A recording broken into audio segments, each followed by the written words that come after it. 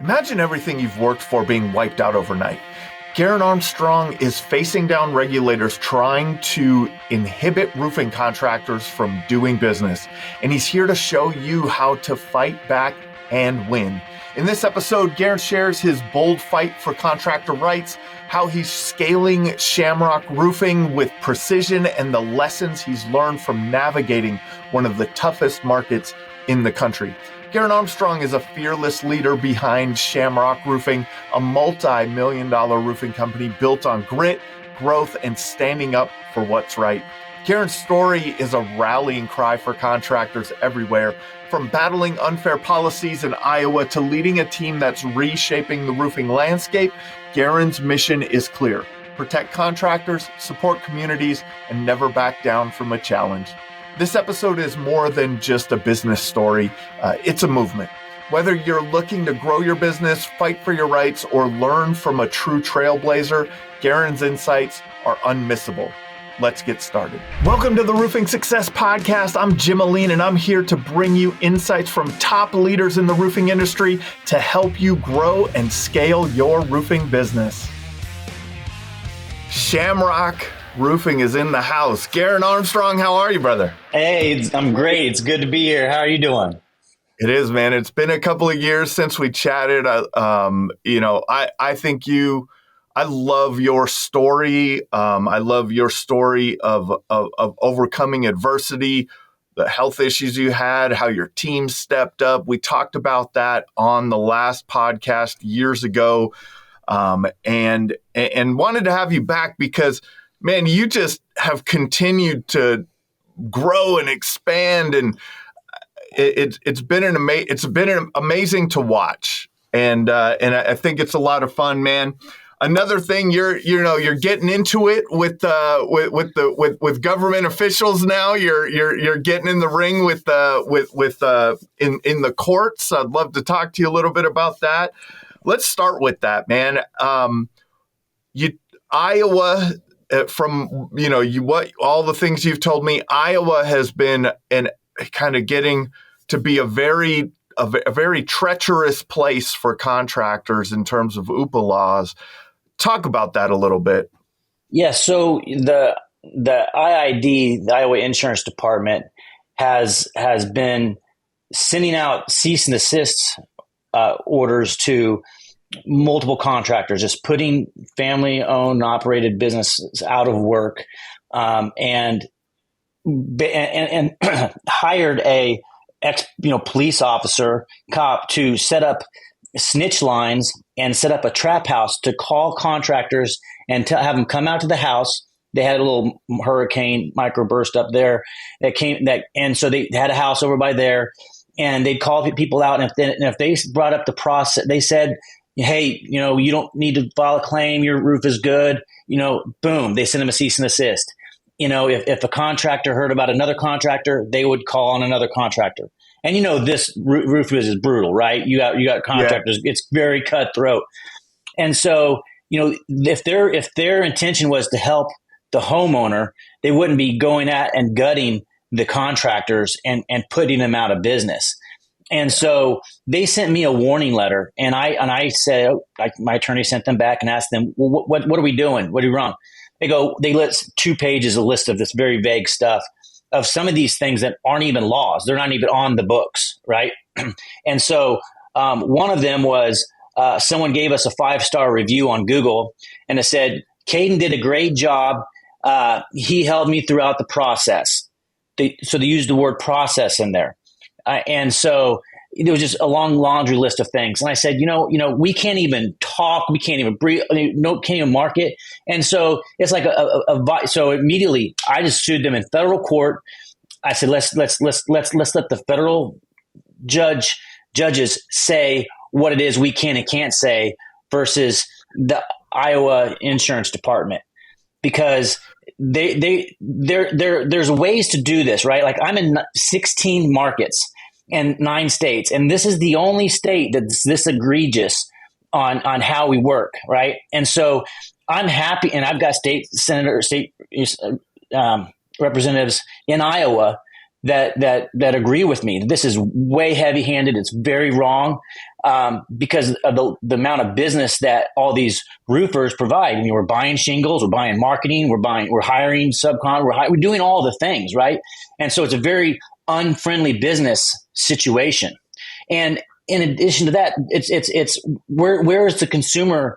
Where's the consumer protection advocacy at, right? Like where because if they're under the attorney general, then there's the insurance department. They're just lapdogs for the insurance agencies that are lobbying them to not pay the claims out because the consumer protection agency should be protecting them.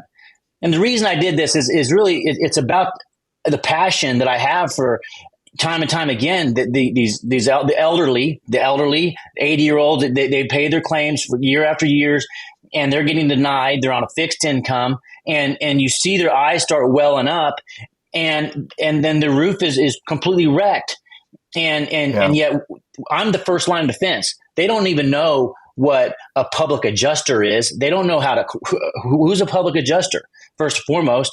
So they call a roofer. And then we come out there and start to explain it. But if you start to explain it, then boom, they put you out of business. Well, so and on top of that, a public adjuster will only take the claim if it's $50,000 or more. And the average claim as we do is $17,000. Yeah. And so it's been I think to your point there is people don't call public adjusters to like, that's not their first call. Really, their first call is to a contractor or to their insurance agent, right? Like that's who they're calling first. Right. And if you're calling your insurance agent, you know that route, right? Like there's, and then, so having different eyes on it.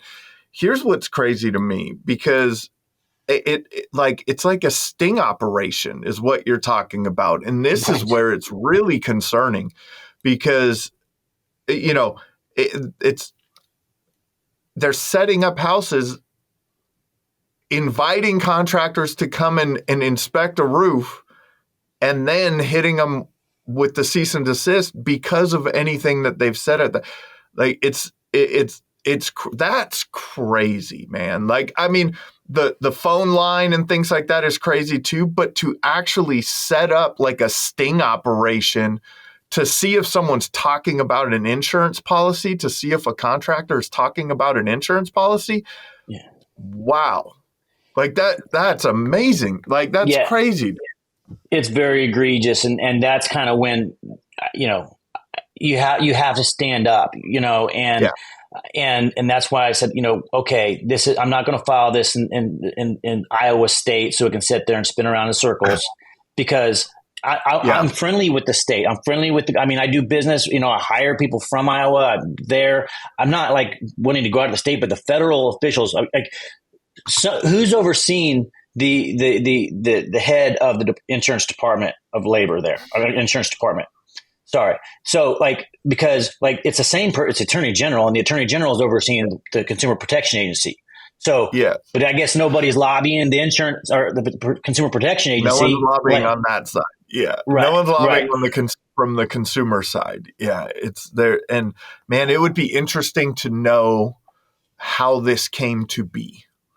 Right. Like I would maybe you'll get to kind of find some of that out as you go through your case, but how did they say, man, we need to crack down on this. This is a problem big enough where we're going to hire a head of this department. We're going to go and do these sting operations and set up I wonder where that came from. So Garen. I'll tell you. So the reinsurance market has gone up. So insurance companies have reinsurance, right?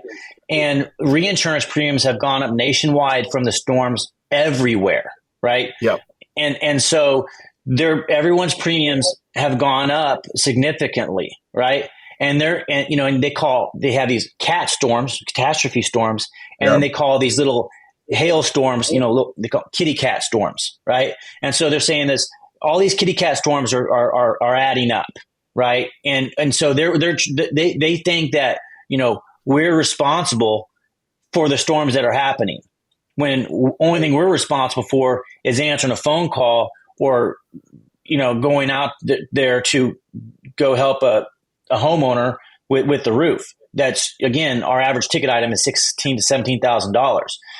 So at which, the public adjusters don't even come down and grab because it's not and I think only 5% or less than 5% of people even know what a public adjuster is, or even how to get one, if they would accept that case in the first place. That's and right. so there's this whole market of the 85% of people or more that need help. And, that's the solution is they need to pass testing for to be a general contractor, or get a roofing license there. They need to have more insurance. They need to raise the bar for people to be able to get in the roof in Iowa. Mm-hmm. There's a whole lot of things that can do different. And I'm happy, that's why I got the state representatives to talk to them about it, because I wasn't going to go talk to Doug Omen about it, who's the guy who was appointed by he's about to retire. Like, just go ahead and retire a year early, because I know this case is going to take some time. I'm not letting off. So, and the cop he hired, I got their names too, but that's such a tough one. Another thing that I want to kind of loop back around to is they looked at language not only on your website about your company and what you guys do, but looking at those Google reviews. That's like, this is something that, it's a homeowner, it's a customer, someone, writing this. It's not you guys writing it. It's not even that is another egregious thing right? Like, how far reaching, and how much are they, like, the type of digging that they're actually doing into this, like, is right. It's over the top, and it's not only violating my freedom of speech, but I have, it's violating other people's freedom of speech about me. So now somebody can't say that I've done a good job, so it's like, when's that going to stop? Like, how do we change it? And so, that's why the federal court is the proper venue and jurisdiction for this. Well, keep the industry updated on how things are going, man. There's a lot of people. I know a lot of good roofers in Iowa that I could connect you with too, and make sure you guys are all, kind of aligned and moving in the right direction, and having a cohesive voice. Because this type of stuff is crazy. I know Roland Brown had to deal with this down in Texas. And had a struggle. It didn't end as in the way that it probably should have for roofing contractors, right? That's right. He filed it in state court and Supreme Court. That's why we went straight to the federal court. And also, there's a lot of good roofing contractors in Iowa, and there's a lot of good public adjusters, right? But when NAPIA, National Association of Public Adjusters, are consistently praising the IID for their work, and then TAPIA and NAPIA wrote an amicus brief to the state regarding against Stonewater, that's when I'll use public adjusters who aren't not associated with NAPIA or TAPIA. I mean, they poisoned the well. They really did. They want to live off the backs. They want to market to the contractors like me, because, again, nobody knows what a public adjuster is, and yet then they want to stab us in the back at the same time. Yeah, it's crazy, man. It's self-interest is a strange thing, right? And it comes from all facets. It's the self-interest of the public adjusters, but the self-interest of government agencies, right? They feel like they always have to do more and always have to, hopefully we get some changes in that here in the next few years. But yes, looking forward to that. Yeah, hopefully, man. It's because it could get crazy. It already is crazy. We'll just it put already it is that way. Crazy, and if this case puts them back on their heels and say, hey, we're enforcing this way too hard. We need to step back in our lane. We need to adjust how we're talking to, going after people or get their alignments in place. I'd be happy to say, hey, dude, this is what works in my other 8 states that I'm in. That's right. Your licensing, your insurance, your this, your this, your this. To weed out a lot of the bad contractors, right? Yeah. That's all they have to do. And it's a revenue source because then they're paying to be a part of it. They're paying, all these things. So it even helps the state. But now that I got their attention, then I'll be happy to sit down with them and go over how we can help fix the situation. I mean, if they weren't setting up, sting operations and stuff, then maybe I would have gone about it a little different. But they didn't. Yeah, it was a very that like you said, that's a very egregious thing, man. That's really crossing some lines there. It's like, what are you like? It's like they do that to liquor stores, and they send underage people into liquor stores. They do that's the type of stuff. It seems like it's much more for outside of what we do on a regular basis, right? This is. Yeah, this is crazy, man. Right. So it's like a felony. It's not, it's a fine, but they're putting people's livelihood out of business completely. And the subcontractors, and there's a whole, and the manufacturers who's buying from them. There's the whole impact of that they're doing to hurt the ecosystem and the economy there in Iowa. Let's talk about it a little bit on a broader scale, because you do operate in 8 states, right? How do you navigate the kind of the differences in regulation and in from all of the jurisdictions that you work in? So a lot of attorneys, national attorneys. So that's one thing, but obviously we have a large back office, and we study the states, what they are, the codes in each state, what the licenses look like, and the municipalities, and then adhere to those. So I just got back from Colorado, had to take the Pikes Peak Class A General Contractors exam. I've already had a Class A General Contractors exam for 8 years, but they wanted their very own. So, I had to go out there to do that. And of course, the insurance requirements and things like that, which it's just something that separates the wheat from the chaff, right? And so I'm happy to do it. That's what Shamrock represents, and we overinsure our, so that, and our quality of work. So, but when we're dealing with, it's 9 states and 16 locations, we definitely have a great back office looking at, pulling the permits, working on everything, and working on that. So it's not an easy feat. How have you structured that? How have you structured it from operationally? Do you have a central location for a lot of things, and then, you have your local stuff? I think it's interesting to people who are looking to grow, right? Like, Great question. Man, we could go and set up a shop there, and they could be completely independent and run everything there. What maybe how have you structured it, and what efficiencies have you found in the way that you've structured it? So we structured it with the hub and spoke model, to where we have an HQ in Kansas City, and then all of our branches are, they started out going, 3 hours away, so we went up north, Omaha, Lincoln, Des Moines, and then started going, and then the seasonality of roofing started to hurt us really bad in the wintertime. And so then we started going down to the southern markets to keep to level out the seasonality.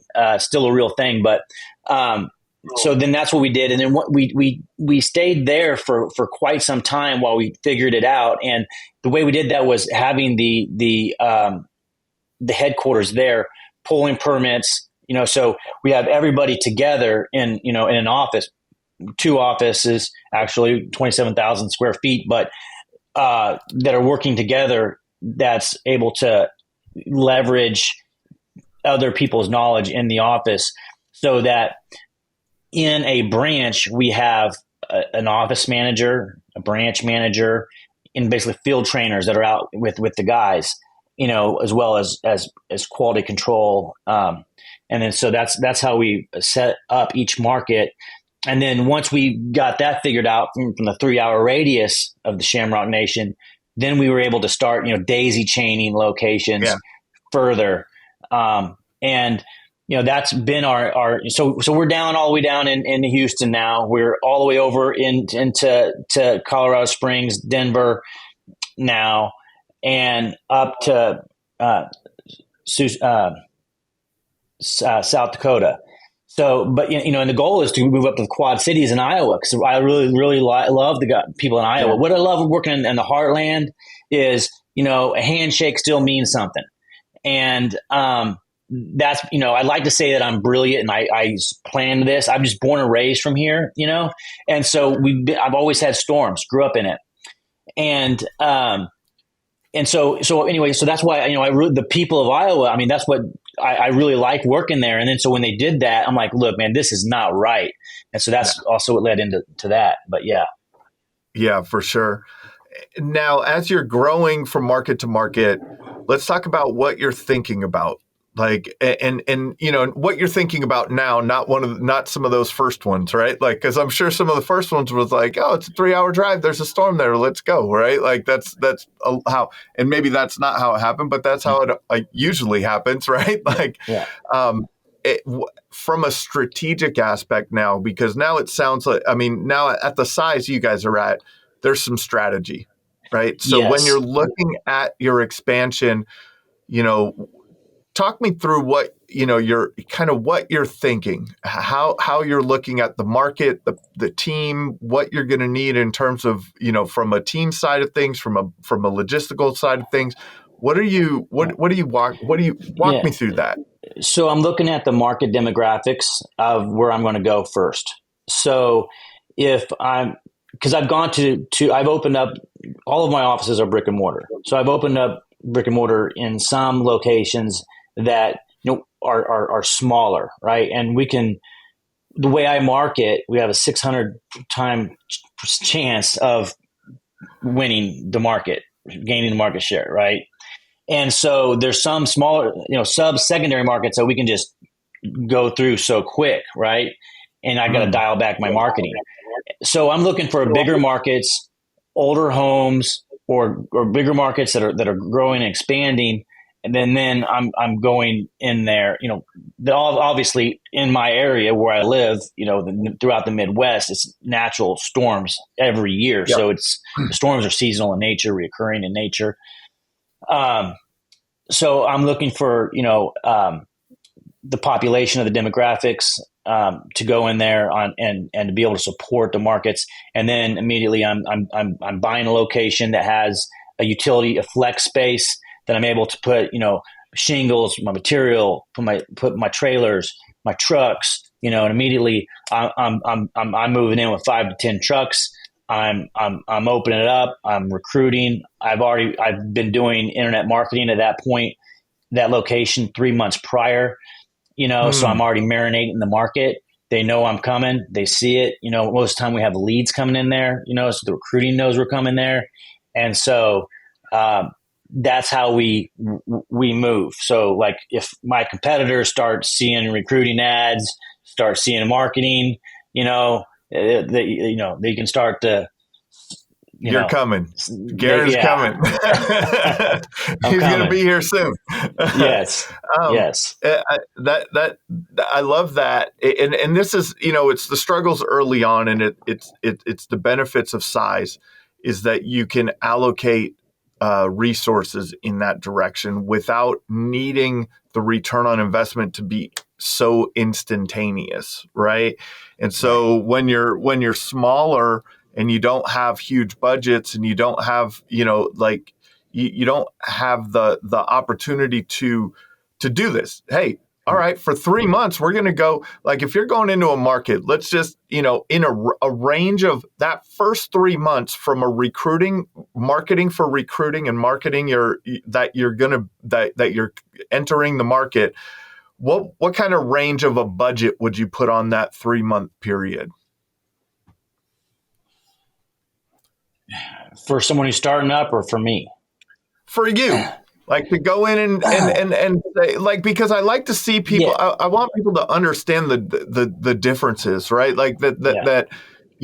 because it, when you Well, actually understand marketing as if the way that you guys do, you know, you understand what it takes, and sometimes it takes a yeah. lot, right? Yes. So Like, yeah. So just on marketing for not for recruiting, just for marketing, I'm spending $20,000 a month in Denver right now, got it. and that's just all things. That's OTT. That's internet. That's Yep.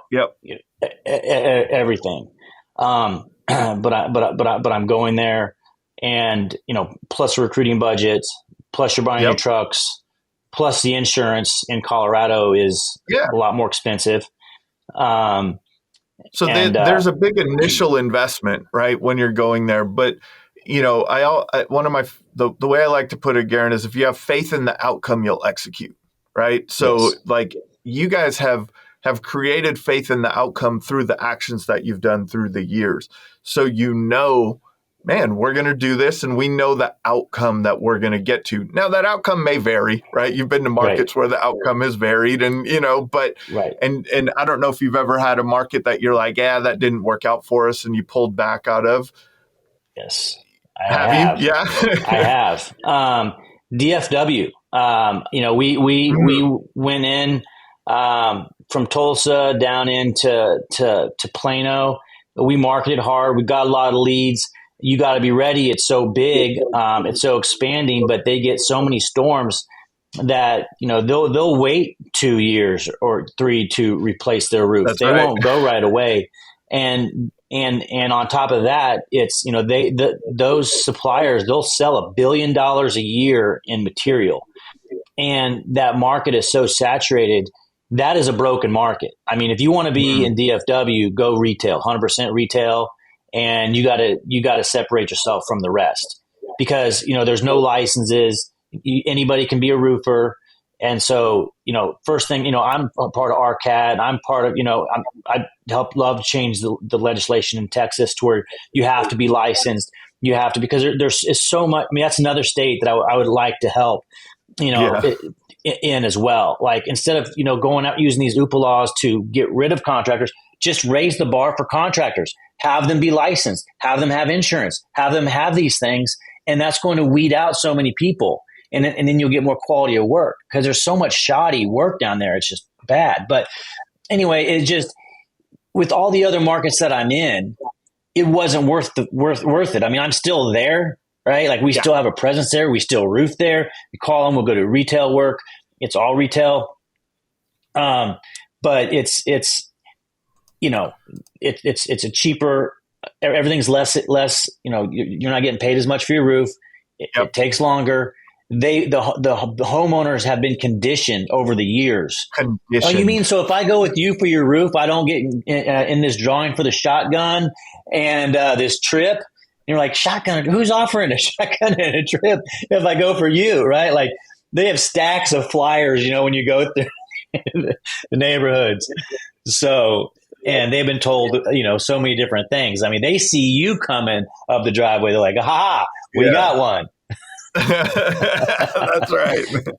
Yeah. How so we're okay, let's go back a little bit. We're going in When you're going into a market, you're gonna have a budget. So, 60 grand for marketing for the first 3 months. You got another recruiting budget, 5 trucks, you're renting a flex space. One of the things that I want to go into a little bit with you, and how much material? I think we talked about this last time on the podcast too. That you buy you buy and manage your own inventory for Yes. materials, right? Yes. So we have our own warehouse and our Yep. own supply company, which we buy, you know, 30 trucks at a time delivered. Yep. We're the second largest IKO purchaser in the country. So, we buy them in bulk. IKO and Yeah. Certainty is what we go with. And just Certainty has a nice luxury line, and IKO has, shingles have really been impressive. and their reps, the reps have been great to work with as well, because even though each market we're in, it's still a personal business, Yeah. and even from the top line of dealing with, SRS, Beacon, ABC, while I'm, great friends with the national account sales people, it's the branch down in, Northwest Arkansas. Well, they may not be up to snuff with, what so-and-so is telling them to do and how to treat, Shamrock and that type of thing. It's kind of a good old boy network still, so, which is fine, but then we go in there, shake their hand. Hey, this is what we do. Right. This is how we do it. This is what to expect. But to get back to your point, yeah, so here, we buy in bulk, because it's no secret. Every quarter there's a 15% raise in shingle prices. So we buy in bulk, and then we're able to and we've got our own conveyor trucks, our own, everything. So we're, throughout the greater metropolitan area, we're delivering all of our own. And, what happened, I learned this in 2020 when shingles, you couldn't get shingles. And as a roofer, if you can't get shingles, you're out of business. And so we just started buying them, slowly. It was just a little bit, so that we'd had some if it ever got to that bad again. And still right now, everyone's on allocation. We just have orders in. So when the plant has them, we are already set to get so many trucks from that. Mm-hmm. Because, we're still in allocation from all the storms down in Florida, North Carolina, and all of that. So, and then Hurricane Beryl that hit Houston. So there's just a lot of, there's a lot of material going out. I know there's a lot of thoughts like, oh no, people are storing shingles and they're raising the prices on purpose. And I'm like, are you not like looking at what's going on in the storms? People are going through them. Like, there's no plant that's like storing shingles. If there is, then they surprised me. They shocked me. But, it's really a supply and demand situation. And that's what we're dealing with. So that's why I buy them and stock up with them. And then you go, as when you're in 9 states and you're at 16 markets, you can't. You'll be friends with all of them. ABC, Beacon, SRS. Like, a lot of people were like, oh, I'm not ever using ABC again because XYZ. Oh, I'm not ever using Beacon again because of ABC. So, and I'm like, no, you got to play nice with all of them, and you can't be in love with just one manufacturer. And, and same with our northern markets. We use a lot of Malarkey too up north, but, so yeah. So it started as, man, let's have things in stock so we can continue to work. That was the original, if I'm hearing you right, that was the original intention for buying buying materials in bulk, mainly shingles and things like that, right? But how has that changed? Because I know a lot of contractors now that are very strategically buying their materials. Maybe it's not shingles. Maybe they're buying all their underlayment or their pipe boots. It doesn't have to just be shingles, but they're buying materials in bulk and doing inventory management more on a basis of it's for additional profitability, right? Like they're taking on, how has that impacted your profitability it started off with, hey, we need to be able to work. Yeah. How have you been able to improve or how has it impacted your profitability now over the last few years that you've been doing it? So it has impacted the profitability. But remember, each trailer is $250,000. Right. A conveyor is $250,000. And if you're buying, underlayment and your felt and you're saving some money, that's great. But then you've got to make sure you're out there on that job, and you got to make sure that it's not short, and you got to make sure that it's there. So you really need to be careful about that. And so there was a lot of business learning lessons that I'll call them that I've paid for to get here. And there's been some months that have not been profitable Yeah. from that, and so when you're paying for a lot of equipment, but I think, as people are buying underlayment, that's great. They can get their own marketing, their own, personalized, underlayment, Yep. that's great. Um, but there's more to it than that. When I'm looking at it, I'm like, what about a box of nails? How much can I get some, nails too? Well, it's, if I'm getting something, I want to get something in bulk for all of it. So when I'm putting an order together for a home, I've got it all together, ready to go. Yeah. And so now, we get pallets ready for each, house that we're going out for. And then it's wrapped up and it's ready to go, shrink wrapped and ready for there. Ready for So come pick it up, right? Come in, yeah, pick it yeah, up, like we'll load the trailer, and you guys are yeah, on your way. Like and so that's a whole nother. It's almost like you have to. It's a whole nother business within your business, right? it Like is. there's a team that needs to be put in Yes. place, especially if you're doing it at scale. Yeah. What were some of the key lessons you learned from that aspect? Yeah. So starting out, I mean, you're stepping over dollars to pick up pennies. Starting out, you're doing that. Like, yes, you're saving some money on underlayment. Yes, you're saving some money on this. But then you realize your time and that you're spending to get all the material together to get it out there is opportunity cost from you going out there and taking care of another homeowner. And Mm, so that was the first lesson I learned. But it was out of necessity. It was in 2020 when everything was on allocation. And it did hurt the profitability from the operational cost, while yet you were able to make some bump in your margin from material. You're losing out on volume. mm. Yep. So It's it yeah, it's a balance, right? Like there's always everyone wants easy buttons, right? And that's what I'm trying to point out is there's not an easy button to this, but like if you do it effectively, if you can manage inventory and your materials effectively, there's a lot of benefits to it, but you have to do it effectively. It's not just, hey, we just we just ordered this and we're going to write the check and everything's going to be great. Like, right, right. Like, look, I just saved $5,000. Well, yeah, you're that's going right. to be spending your time on that, and you could have sold 2 more roofs. That's right. That's right. Exactly. All You right. I know, want to go into, yeah, go for it. I was saying about the easy button. That was kind of brought us Yeah. up to what we was talking about earlier. When there's so much information out there, and people Yeah. want to pick your brain or have a lunch, or versus kind of digging into what's this, your 251st podcast. Yeah. Like, there's so much knowledge that you put out there already. Yeah. And others that's free for people to listen and learn from. But Yeah. For instead people, of watching or listen, yeah, for people listening, we were chatting offline a little bit about, people will approach Garen a lot about, and have a lot of questions about, helping.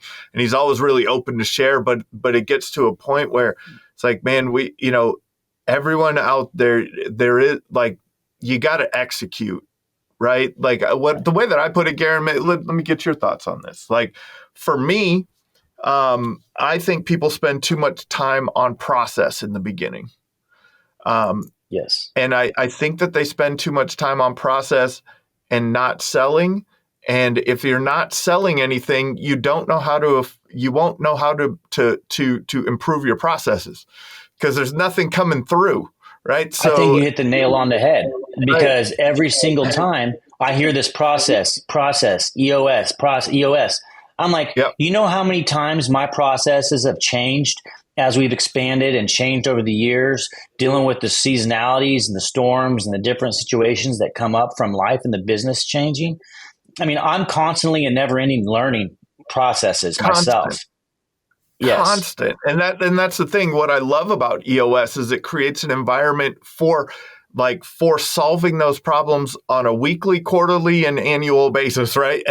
But right. what it does not market itself as is the solution to to your problems going away. It's just a framework to make sure you're solving your problems in a specific way, right? Like identify, discuss, and solve, and let's move on, because there will always be another problem. And then, like you're dealing with now, you're moving to a new location, new state, new jurisdictions, new culture. There's different culture.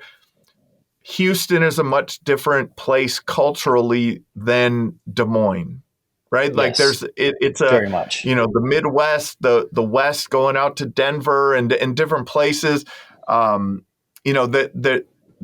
There's always a problem to solve, and you have to fall in love with solving problems, because there will always be problems. So go out and create problems for yourself. That's right. How about that? That's the first thing we do in business, is we go out and create some problems for ourselves, right? Like, and those problems should be, I've sold a job. How can I build this job?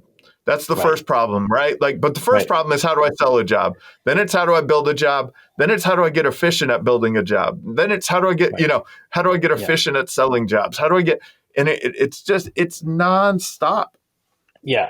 It's bad things happen when you stop selling. That's bottom line. You got to keep selling, and that's it. Because it's challenging at times. The efficiencies will come. The efficiencies will come over time. But you got to be selling the job, profitable jobs. Like there's a lot of jobs. I say it's not a Shamrock client. I'm not racing to the bottom for a client. If someone else has a job and it's less than percent, 40% profit margin, have it. Go let someone else. I'm not. I don't want to arm wrestle for each client, because there's a client down the street that has 2 kids in soccer. They want to be dealt with. They don't want to worry about saving whatever percent of money. They can just they know that Shamrock's there. We've been around close to 50 years. They're going to take care of it from A to Z. They can go on and live their lives. If there's a problem with their warranty or anything, they can call us. We'll be out there to fix it. And so, the race to the bottom is a loser's game. And my advice to everyone starting up, don't get into it. Definitely. How do you price jobs to maintain profitability? So, basically, where's my book at? I have a little book here. Steve Patrick talks about it quite a bit, but 40%, it's markup and overhead. I think it's called markup and profit, but it's 40%. And so, and it's, I think the guy who wrote it might be 90 years old, but it rings true today. So, and I wish I had it. I'd pull it out real quick and show you. But I think it's markup. This is where I think people get a little off, right? Like, they're like, well, why do you need 40%? I think some people do this. They're like, man, that's kind of, maybe that's ripping a homeowner off, or maybe that, like, a lot of people feel that way. I don't like, but what are the unexpected expenses that you're building into that, right? Like, this is where I think like there's a lot of things that there's blind spots that people see in those margins when they're talking about, you're talking about your gross profit margins. People have blinders to to what goes into that, right? Well, your liability, if you're putting a warranty on that roof, you're carrying that liability for the craftsmanship liability, your general liability. You're paying for everything. You're paying to stay in business. That's why the average roofing contractor is out of business in 3 years. They're not out in 3 years. They're out in before 10. So because they don't make it, because they don't build enough profitability in their jobs, and they even talk about it in the book. I really encourage it. Maybe we'll put it up afterwards, but. People think, well, I'll make it up on the next job. You can't, and it's a downward spiral, and then you're trying to climb out of a hole. And so you got to have a profitability on there. Otherwise, you're going backwards. And what's the point of all of the risk that you're taking as an entrepreneur? I mean, it's already the seventh most dangerous profession that we're in. Number one, no, so get paid. Yeah. And I think there's other things. That's why, you talk, and I know you guys, because you're able to go into a market and market so heavy and go after hiring, and, you're able to make that investment in the next market or in the markets that you're in, because you have that, right? Because you have room for it. There's room for that. There's room for good people. There's room for paying for good people, right? Like you got to have all of that is stuff that we don't look at in those margins. And so you have your liability, you have good people, you have good marketing, you have you have then created an environment where you can go and buy product in bulk. You've created an environment but none of this comes from shortchanging yourself, right? You're always, how'd you put it? You clean said uniforms, something. clean job sites, clean trailers, clean, equipment. Everyone's looking good, feeling good, and performing good. And quality people are more expensive than non-quality people. And while I view myself as a great leader, I might not be the best manager. So I have great managers that I hire, and they are great at managing people. I'm good at kicking open markets. And great managers aren't cheap. That's right. They're not. Let's talk about your management structure and your expansion through, as you've grown into these other states. You told me that you guys really recruit from within, you build leaders, and you move to other markets with those leaders. Talk through that a little bit. Yeah. So, as we grow, we hire from within. Culture is so important. It's the glue that holds everything together, and Shamrock Nation. And so we have the branch manager and training that we have, that we're constantly training leaders. So we're touching on leadership skills, constantly training them, so that when an opportunity arises, because they've been with us long enough, they know our culture, they know we're going to open a new market. And so they're able to, hey, put me in, coach. I want to go open up this new market that's, 2 hours away. Great. You're up. Boom, let's go. And so they're able to go, then be a branch manager, and then start, overseeing their crew. We start recruiting for them. They're getting paid more. They're a manager now, which comes with a lot of responsibility, because I have a lot of liability. And so the responsibility in the word alone is the ability to respond. So it's about grooming leaders. And so we groom leaders from within to grow from and hire from within. And because, we've hired from outside before. And when you hire from outside, people kind of looking at them like, I don't know, they haven't earned their dues yet. How do I know this guy? Especially retreads in the roofing business, right? Yeah. That's a big thing. So your culture is kind of filtering people. They're like, well, you got it. And so to put someone in a manager position and have people that's a tough one. What makes a great branch manager for you guys? What are some of the traits? What are the outcomes that they're producing? What makes a great branch manager? What are their personality? What's their personality like? How do you know, man, this person's going to be it? Right. It's consistency. It's loyalty. It's not prima donna. It's giving a servant leader mindset. It's somebody who puts others above themselves to see them rise. And so when they're staying late to help a new guy learn to make the process, to make, put his orders in right, so that he can make a good commission and he can really get into this job. Because, once people become a roofer, they're roofers for life. I mean, they love it and they stay in it. But if they don't get in it and they don't start making their commissions and they're not getting paid, then it's not for them.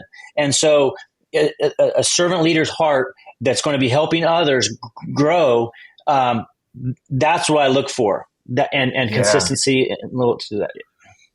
Yeah. And Yeah. so that's that you're looking for leadership, not management in a way, right? Like I think that, Right. I mean, they manage people, but they have a leadership. They're they Yes. are a leader. Correct. They're leading the pack, and that, boy, I could see how that can lead to, the success that you guys have had in many markets, because it's not the person that's going there has that. And it's intentional. It sounds like they're really there, and they have that servant leadership mindset to really grow. Um, as as you're not every market in your area, because you said, what did you call it, the Shamrock Nation, right? You're Shamrock very Nation. heavy in more like the Midwest and things like that. Not every Yes. market has the same activity every year. How are Right. are you able to take some of the team from Omaha and shoot them over to, they cruise over to Des Moines, or Yeah. what's the, how does Yeah. the ecosystem work from a macro level to Yeah. assist in, when there is when bigger opportunities arise in the markets that you're in? Yeah. Great question. So, when they're throughout the heartland and South Central where we're Yep. at, I mean, there's storm seasonally, but if say a storm hits Northwest Arkansas, we're able to swarm it from, bringing the St. Louis guys, some Kansas City guys, shifting Tulsa over, bringing Little Rock up and hitting it hard. And so that's how we're able to do that. That's one way.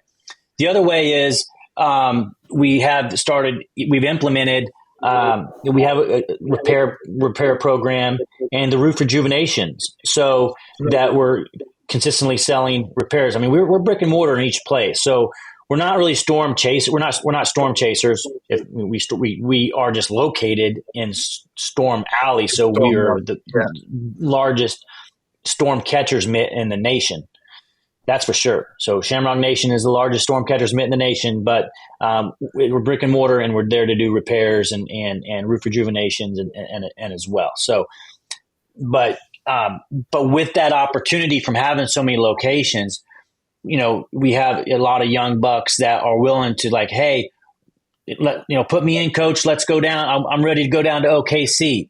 All right, Mm-hmm. well, let's go. And so, we'll put them up, and then they're there for until they're ready to go back. Yeah.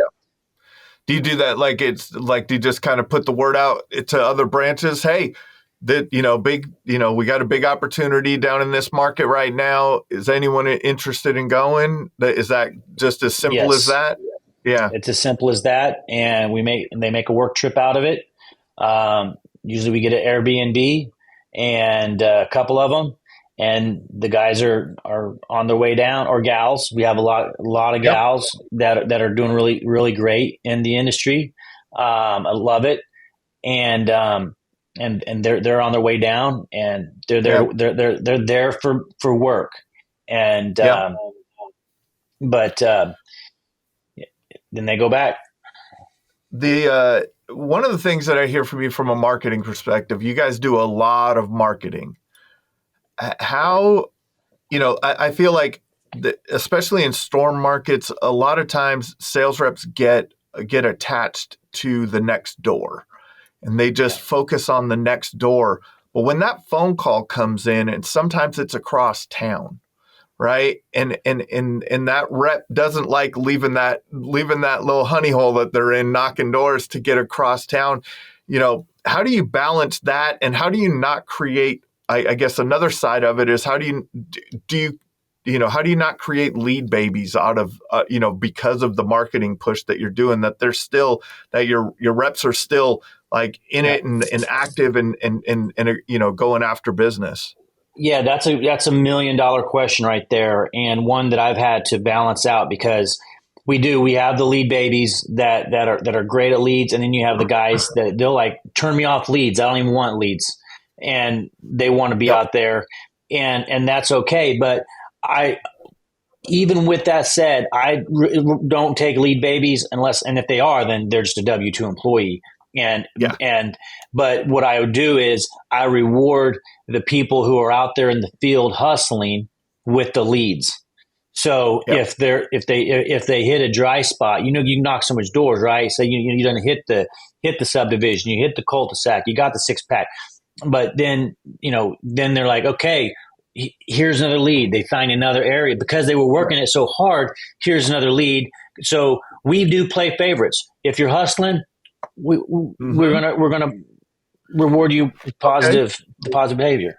I love that because I think that there shouldn't be equality in lead distribution, right? Right. Like, Yeah. I'm like, why would you, especially when you're spending marketing dollars, right? When you're Right. investing a lot of money in marketing and you're giving it to your worst closer, Right. man, like what are you doing there, right? Like, like you gotta be, the people that are executing on a high level should have priority in some of these things, man. I'm with you there because Yeah, we're a results driven organization yeah, that want to take care of our homeowners at the best possible way so we continue to keep our ratings and our service of what we do. And, I subscribe to a Jack Welch philosophy. Like, I'll cut the 20% right out the gate. Like, look, if you're not keeping up with the top, you're hmm gone. You're off the team. I don't want you dragging my top people down.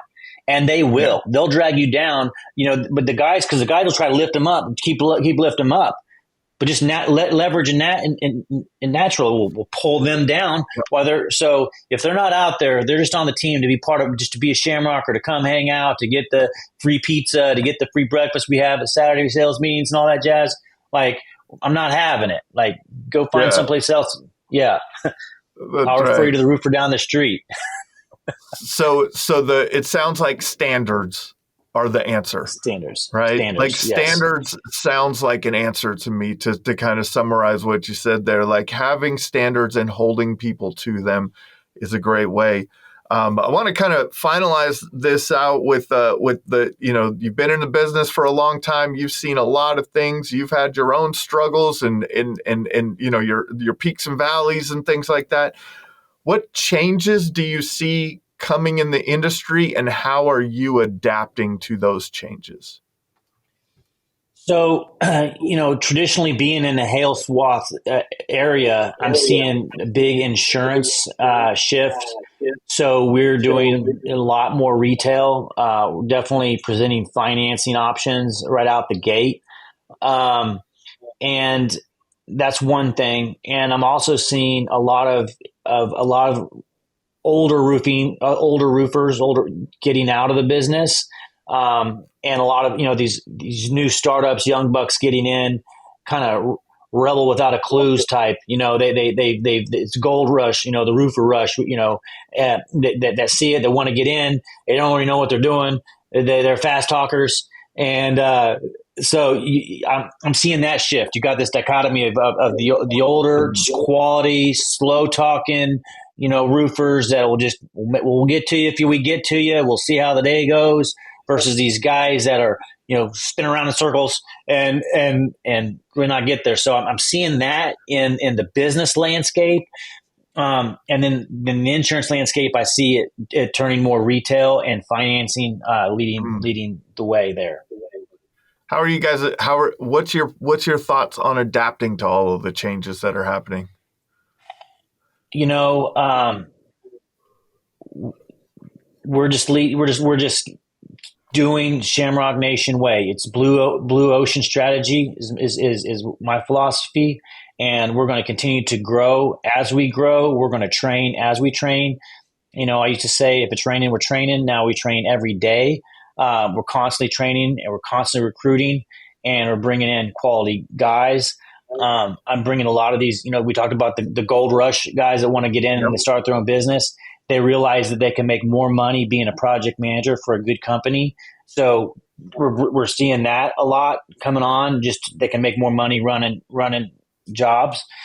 So that's how Shamrock is doing it. We're just being the stable, sure-footed, tried and true,